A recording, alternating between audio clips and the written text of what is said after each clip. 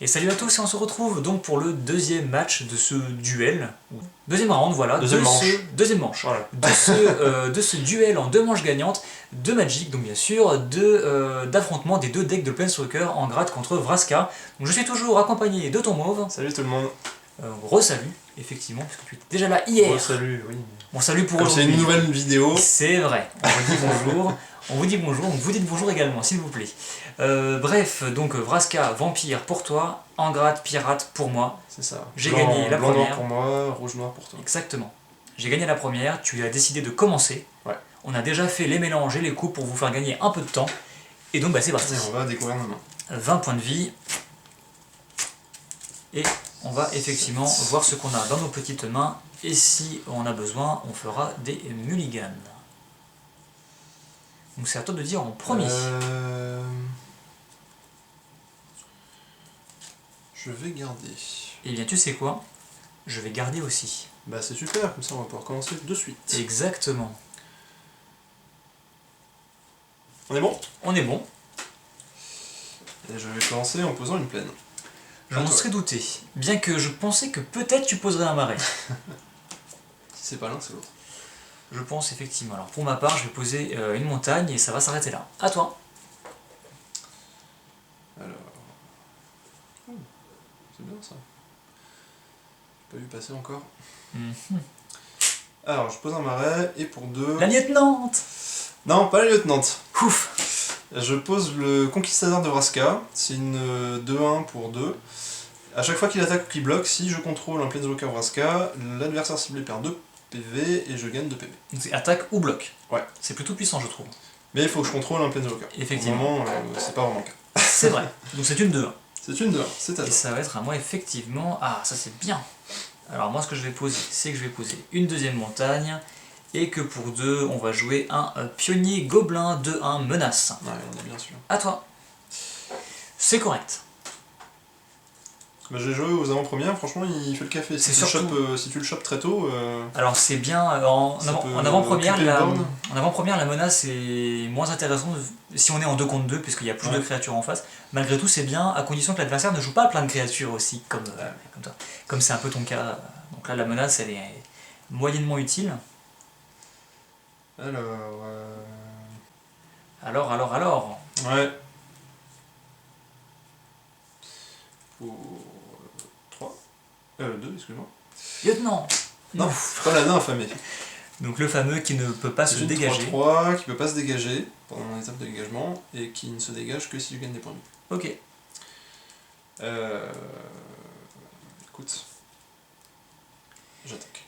Avec ta 2-1 ? Ouais. Eh ben je vais la prendre. Donc tu perds 2 PV. C'est ça. C'est à toi. Parce que mon gobelin, je l'aime. Alors, puisqu'on en est là, moi, ce que je vais faire, déjà, je vais aller te mettre 2. Ouais. Puisque ça a la menace, donc je peux pas bloquer. Voilà, exactement. Je vais mettre une montagne. Je vais, pour 3, poser la brute entêtée, qui est une 3-3, qui ne peut pas bloquer. Ouais. Mais par contre, dès que j'ai un autre pirate, ce qui est le cas, il a la menace. Ouh. Donc 3-3 menace pour l'instant. 3-3 menace, c'est fort. C'est plutôt correct. Et ça va être à ton tour. Là, je pars en mono rouge. Oui. Je vois pas de marais encore. Non. J'espère que c'est bon pour moi. On va voir. On verra. Peut-être ben que oui, peut-être ben que non. Donc là, il peut pas bloquer. Il peut pas bloquer. Tu as le champ libre si jamais tu le désires. désires. Écoute, c'est parti. J'aurais mieux fait de me taire, peut-être. Donc bah, je vais prendre 5, hein, parce que là, malheureusement... Donc tu passes à 13. Ouais, je passe quand même à 13. Et moi derrière, pour 2, je vais invoquer le grave sans marche-ciel. Celui qui vole. Une 2 de vol, quand elle arrive en jeu, tu perds un PV et moi je gagne un PV. Ok. Comme j'ai gagné un PV, bien mon sûr. pèlerin se dégage. Donc je passe à 12, tu repasses à 19. Ouais. Écoute, comme si c'était pas assez, pour 2, bah oui, remets ton créature. On va remettre un conquistador. Oh là là là là là là là là. Oh là là là là. Ça commence, et oui, c'est à toi. Mais là, tu vois, il n'y a pas la lieutenante, et ça change tout. Ah, oui. Parce que imagine la lieutenante avec tout ça en place, c'est très compliqué. Ok. Alors... Parce que du coup, j'aurais pu avoir une 3-3 vol qui serait allée te grignoter tes PV. Absolument. Absolument. Donc ce que je vais faire, c'est que je vais mettre des landes de cendres engagées, pardon. Puisqu'on est français, on doit faire une liaison. Après il y a des liaisons qui sont un peu plus dangereuses que d'autres. Tu as 3 bloqueurs, moi j'ai une 2-1 menace et une 3-3 menace. Ouais. Et bien tu sais quoi? Attaque avec tout. Ouais. Je fais le sauvage.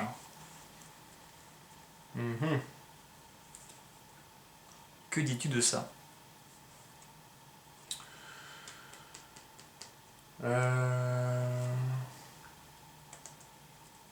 Alors on rappelle la menace, hein, il faut être 2 pour la bloquer. Ouais, il faut être 2. Comme je vais bloquer la petite là avec ces deux là. Ah oui, t'as pas l'impression que c'est légèrement overkill?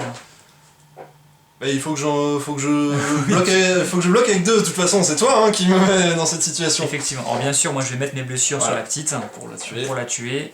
Et tu vas prendre 3 à cause de ma brute. Et par contre mon gobelin se retrouve 6 pieds sous terre, c'est comme ça qu'on dit? C'est ça.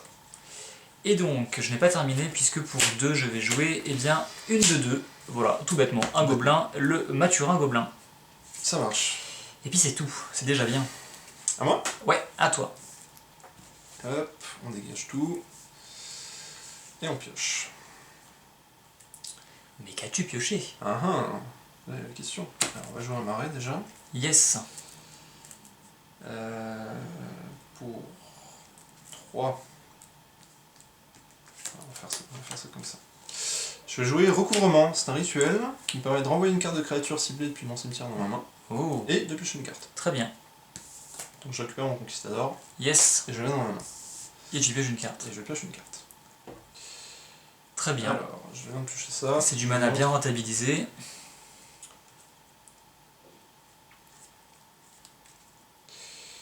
Ouf, on a une de 2. Ok.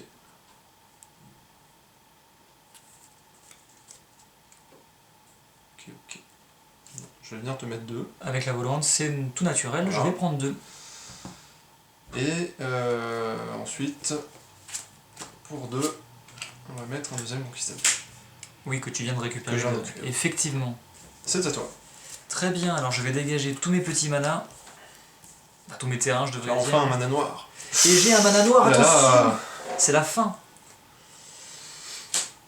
Oui, parce que sinon, sinon tu restes dans le rouge. Attention, attention, attention. Alors, là, ça devient potentiellement intéressant. Je suis à 10 quand même. T'es à 10, je suis à 16. Et 10, c'est pas la joie.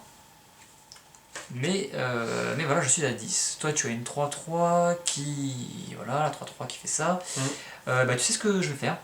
Non, je mais tu vas vais me dire. attaquer avec ma 3-3 menace. Avec ta 3-3 menace. Donc je rappelle, il faut être 2 pour la bloquer. Alors, je pourrais le bloquer avec mes 2 conquistadors, mais Tu peux je faire perds ça. les 2. Après, je bute ta brute. Seulement, Mais t'as tout tu ton mana dégagé. Oui. Et j'ai, je le rappelle, 4 cartes en main. Je peux les voir aussi? Alors, non. Écoute, bah, je vais laisser passer... bah, tu les prends 3. tournations. J'espère que tu es content d'avoir pris 3.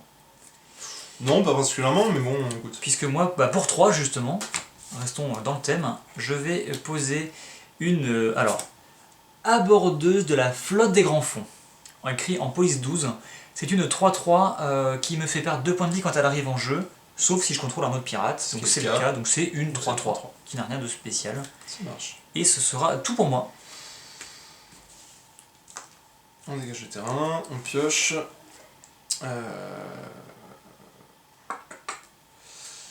On va jouer un sanctuaire abandonné, qui arrive sur le terrain engagé, qui produit du mana soit blanc soit noir. T'es pas encore à 6 mana, tout va bien. Ouais.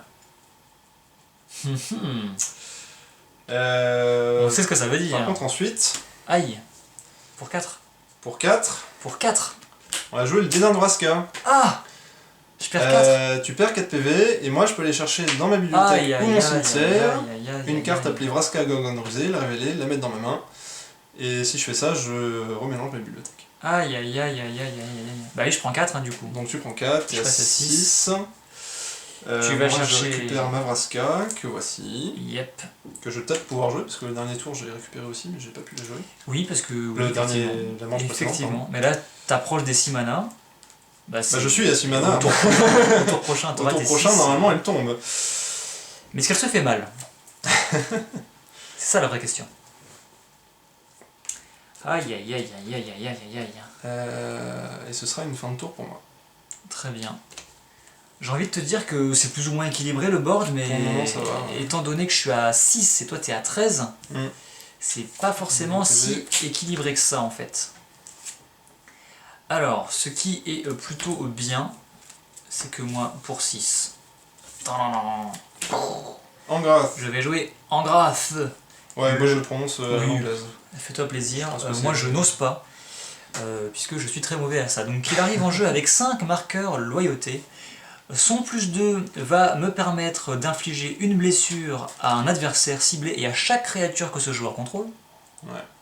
Ce qui me semble plutôt intéressant vu la situation. Son -3 me permet de renvoyer un pirate de mon cimetière et de le remettre sur le champ de bataille, carrément. Et son -11, si j'arrive à faire son -11, me dira que je pourrai détruire toutes tes créatures, et tu perdras autant de points de vie que...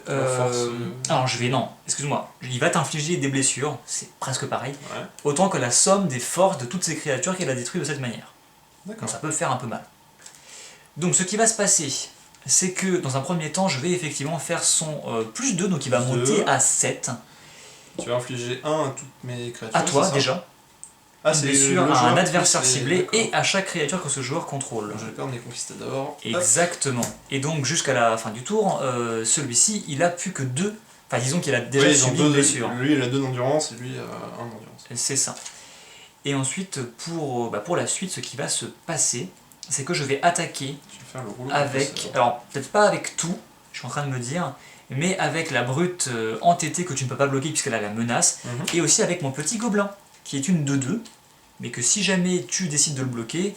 Bah, je perds mon paladin. Exactement. Eh bien, d'accord. Et donc si tu ne fais rien de spécial, tu prendrais 5, ce qui te ramènerait à 7. C'est ça.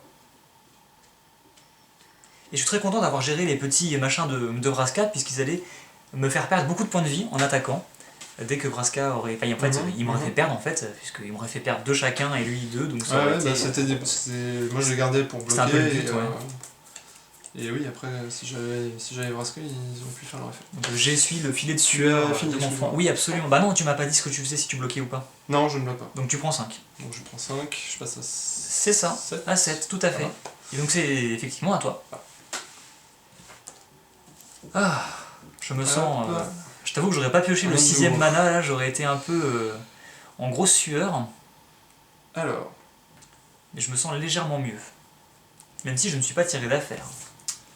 Alors on va... Allez, vas-y. Pour la gloire... Duel de Planeswalker. Duel de Planeswalker. Aïe aïe aïe, Vraska Gorgon rusé, qui arrive en jeu avec, là, ici, au cas où, avec 5 marqueurs de loyauté. Tu as droit à un dé. Oui. Alors, pour son effet +2, les créatures que je contrôle gagnent +1, +0 jusqu'à la fin du tour. Effet que je trouve pas exceptionnel en soi. Oh, ça peut faire du DPS supplémentaire, quoi. Si t'as beaucoup de créatures, peut-être. Ouais. Bref. Pour -3, je détruis la créature ciblée. Comme ça. Ça, c'est pas mal. C'est correct. Et pour -10, jusqu'à la fin du tour, les créatures que je contrôle acquièrent le contact mortel, et à chaque fois que cette créature inflige des blessures à un adversaire, ce joueur perd la partie. C'est ça. Donc autant dire... Ça, c'est plutôt cool. Il faut pas la faire monter à -10, surtout si t'as une volante ou ce genre de choses. Écoute, moi je vais pas faire le +2. Ah, je peux faire le +2.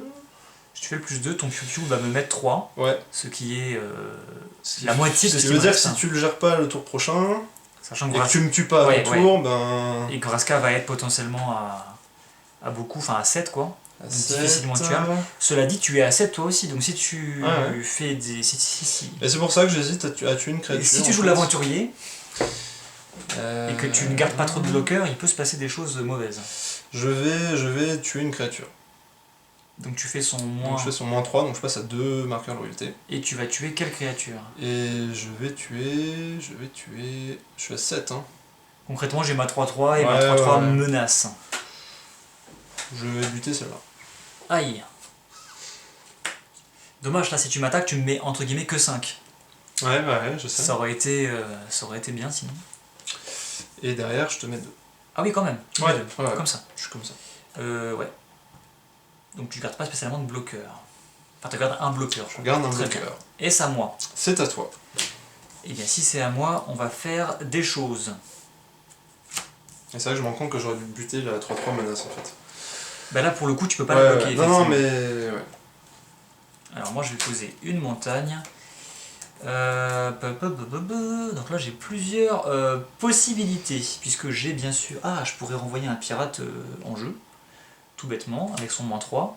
Ou bien je fais son +2, mais ça te ferait pas grand chose. Enfin ça n'abîmerait pas spécialement tes créatures. J'ai une question, si tu renvoies une créature avec l'effet d'Angra sur le champ de bataille, est-ce qu'elle est considérée comme invoquée, du coup elle souffre du mal d'invocation? Alors le mal d'invocation, la créature y est soumise si elle n'était pas sous ton contrôle au début de ton tour. Ouais.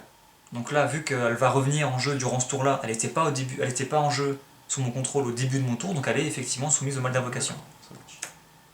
Même si je ne l'ai pas invoqué. D'accord. Donc si je fais son -3, je peux pas dire hop, je t'attaque avec. Ouais. Voilà. Alors, faut que je réfléchisse parce que tu es à 7. Je suis à 7. Est-ce que je peux me tuer? Oh, mais oui, je peux. Ah, c'est dommage. Mais oui, je peux. C'est dommage parce que moi je te tue au tour prochain. Donc Puisqu'en fait, bah, pas grand chose effectivement. Pour 5, je vais jouer Fureur d'Angrath. Ouais. Qui va dire que je vais détruire une créature ciblée. Donc je vais détruire ta petite... ton petit paladin qui commence à m'agacer. Petit, c'est 3 quand même. Je vais de plus infliger 3 blessures aux joueurs ciblés. Ah ouais. Voilà. Donc je passe à 4. Donc tu es à 4. Et je peux aller chercher en grâce dans mon deck ou ma bibliothèque, ce qui n'a aucun intérêt vu qu'il est sur la table. Et derrière tu mets la sauce. Et derrière effectivement je vais te mettre la sauce comme tu dis avec les 2 là. Et bah bien joué. Bah bien joué à toi aussi. Bien joué. Bravo. C'est dommage, j'avais vraiment de quoi... Enfin, tu vois, Alors tu avais effectivement l'évêque qui inflige autant de blessures à l'adversaire ciblé ou à l'adversaire, je sais plus, oui, c'est ça. de vampires sous mon contrôle. Donc potentiellement 3. C'est un vampire lui aussi, effectivement. Ouais, c'est un vampire. Donc ouais, il arrive en jeu, il me met 3. Il inflige 3 et derrière je te mets... j'attaque avec le grave sans marcher. Et c'est terminé. Effectivement, bah, ça se joue souvent à un tour. Voilà, ça se joue à pas grand chose. Ça veut dire que les decks sont équilibrés. Ouais, les ou decks ça se joue à une action. À une action ouais. aussi, pas forcément un tour, mais une action. Bah écoute, moi je suis... Alors effectivement, j'ai gagné les 2 parties. Cela dit, je trouve que les decks sont plutôt équilibrés. Je suis content parce qu'on a eu les 2 Planeswalkers sur la table qui ont pu se fighter. C'était plutôt sympathique. Alors, pour vous dire en fait, donc là du coup on fera pas de 3ème partie pour le coup. Mais ce qu'on peut vous dire, c'est qu'à la première partie test qu'on a fait hors caméra, les vampires m'ont complètement roulé dessus. Ouais. Parce que justement, ils avaient là les fameuses lieutenants. J'avais le lieutenant qui est sorti à la manche précédente. Que j'ai pas géré. Et que j'ai pas pu gérer. Derrière, mon deck est super bien sorti. Enfin, en fait, c'était la situation inverse de la première partie. Exactement. Où toi, t'avais 3 manas. Et moi, je ne piochais que des manas. Bah, c'est ça. Lors de la partie test, ce qui s'est passé, c'est que moi, j'avais 3 ou 4 manas. Et toi, tu me piochais que des manas. Et malgré mon nombre de manas limité, j'avais suffisamment d'options pour remplir mon board. C'est ça. Donc ne partez pas avec des a priori, hein. Le deck vampire est vraiment sale quand il sort assez rapidement, et la lieutenante, franchement, mettez-la en plusieurs exemplaires, et le deck monte en puissance tout de suite, c'est incroyable, c'est incroyable. Voilà, bon j'espère que ça vous a plu quand même, moi je me suis bien amusé, j'espère que toi aussi. Ouais, c'était cool. C'était vraiment cool. Et bah du coup on va pas vous garder plus longtemps, on va vous souhaiter de très bonnes parties, donc n'hésitez pas à vous procurer ces decks qui sont très sympathiques, moi j'ai vraiment kiffé. J'ai kiffé ma race. Et sur ce, moi je vous dis à très bientôt pour les ouvertures de boosters, puisque c'est ça que vous attendez en fait. Les ouvertures de boosters dès vendredi, donc date de la sortie officielle de l'extension, on s'ouvrira plein de boosters sur la chaîne et ça va être cool. Allez, à très bientôt. À bientôt tout le monde.